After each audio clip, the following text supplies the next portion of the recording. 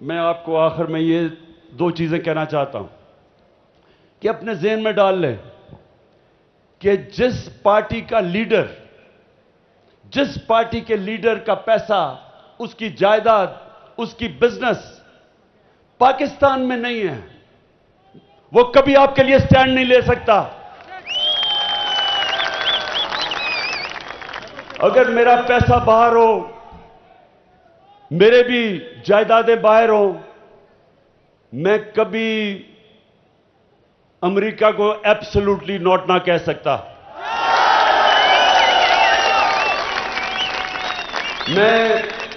میں بھی امریکہ کو کہتا کہ ٹھیک ہے جی، پاکستان میں ڈرون اٹیک کرو، میں مذمت کرتا رہوں گا اور آپ پاکستانیوں کو مارتے جاؤ، جو ہمارے لیڈرز کہہ چکے ہیں۔ یہ اس لیے میں کر سکتا ہوں کیونکہ میرا جینا مرنا پاکستان میں ہے۔ اس لیے کشمیر کے لوگوں کے ذہن میں ڈال لینا کہ پہلے تو وہ آپ کا کبھی لیڈر ہو ہی نہیں سکتا جن کی جائیدادیں اور بزنس اور پیسہ اور بینک بیلنس ملک سے باہر پڑے ہوں۔ اور دوسرا کہ جو کشمیر کے نوجوان ہیں اور خاص طور پہ مقبوضہ کشمیر کے نوجوان جس دلیری سے آج ظلم کا مقابلہ کر رہے ہیں، وہ کبھی ایک ڈرپوک، ایک بزدل، ایک کرپٹ، ایک جھوٹے آدمی کو لیڈر نہیں تسلیم کر سکتے۔ میں آج اپنے سارے کینڈیڈیٹس کے نام پڑھنا چاہتا ہوں۔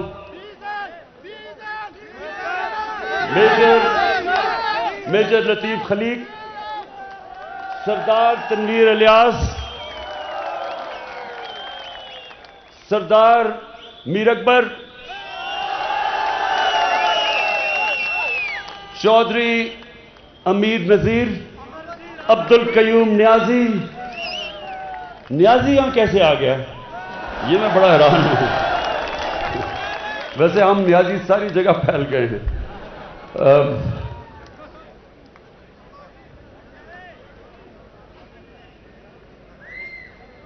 خطاب اعظم خان، نیر ایوب خان اور مسز شاہدہ، سردار محمد حسین، فہیم اختر، یہ سارے ہمارے کینڈیڈیٹس ہیں۔ ساری پونچھ ڈویژن میں سب چاہتا ہوں کہ آپ ان کی بھرپور طریقے سے حمایت کریں اور 25 تاریخ کو بلے میں ووٹ ڈالیں اور انشاءاللہ تبدیلی لے کے آئیں۔ وہاں غربت ہے، جتنے مرضی وسائل کے باوجود اس ملک میں غربت ہے۔ ملک کبھی بھی خوشحال نہیں ہو سکتا جب تک اس میں قانون کی حکمرانی، طاقت کی حکمرانی نہیں، قانون کی حکمرانی نہ ہو۔ اور پھر آخر میں خودداری، لا الہ الا اللہ، اللہ کے سوا میں کسی کے سامنے نہیں جھکوں گا۔ یہ جب آپ کلمہ پڑھتے ہیں تو سب سے پہلے آپ کہتے ہیں کہ اللہ تیرے سوا میں کسی کے سامنے نہیں جھکوں گا۔ لا الہ الا اللہ ایک انسان کو غیرت دیتا ہے۔ لا الہ الا اللہ ایک چھوٹے انسان کو بڑا انسان بنا دیتا ہے، ایک کمزور قوم کو عظیم قوم بنا دیتی ہے۔ کیا تھا وہ مدینہ کی ریاست میں؟ غریب لوگ تھے، دونوں طرف سپر پاورز تھیں،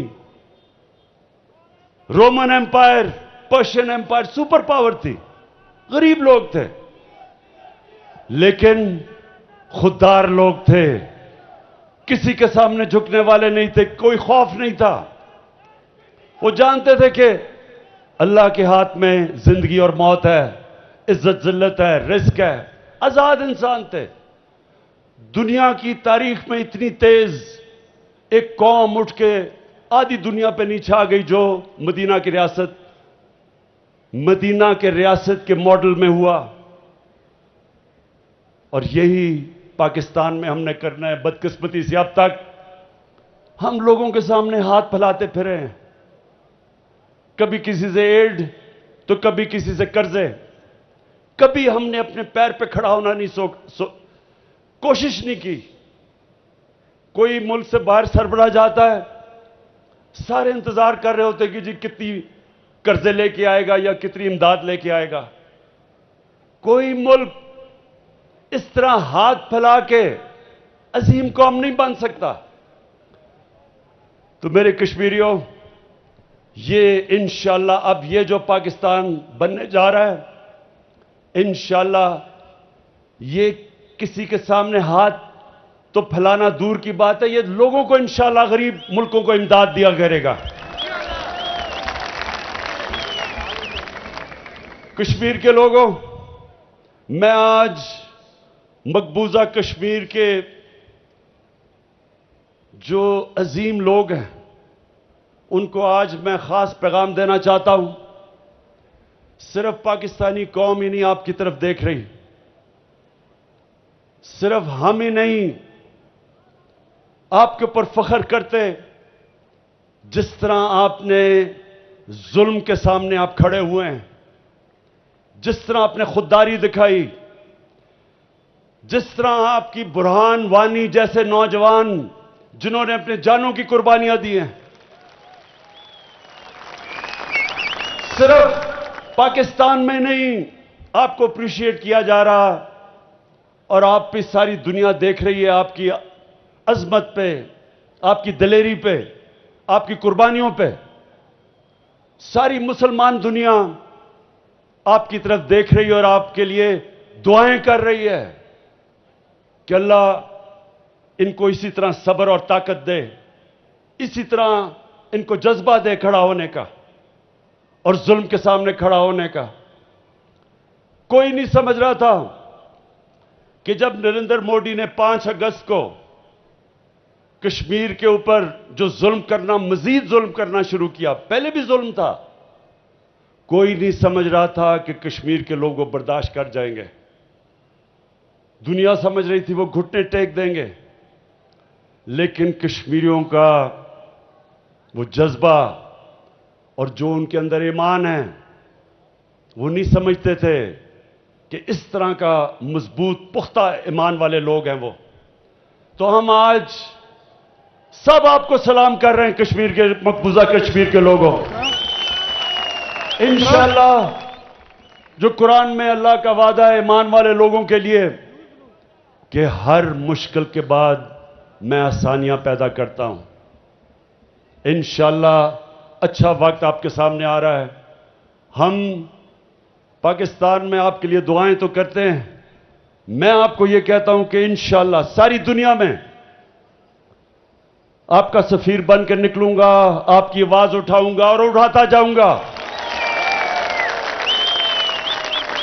یہ جو بی جے پی اور بی جے پی کا آر ایس ایس، جو آر ایس ایس کا نظریہ جو صرف کشمیریوں کے اوپر ظلم نہیں کر رہا، ہندوستان میں جو مسلمان ہیں، جو کرسچنز ہیں، جو سکھ ہیں، جو ان کی شیڈیولڈ کاسٹ ہیں، ان سب کے اوپر یہ آر ایس ایس کا نظریہ ان سب کو خوف دلا رہا ہے، خطرہ ہے ان کو برابر کے شہری نہیں یہ سمجھتے، بلکہ یہ آر ایس ایس کا نظریہ سب سے زیادہ خطرہ ہندوستان کو ہے. اس سے ہم ہر فورم پہ ان کے لیے کھڑے ہوں گے، اور میں انشاءاللہ ہر فورم پہ ان کی آواز بلند کروں گا.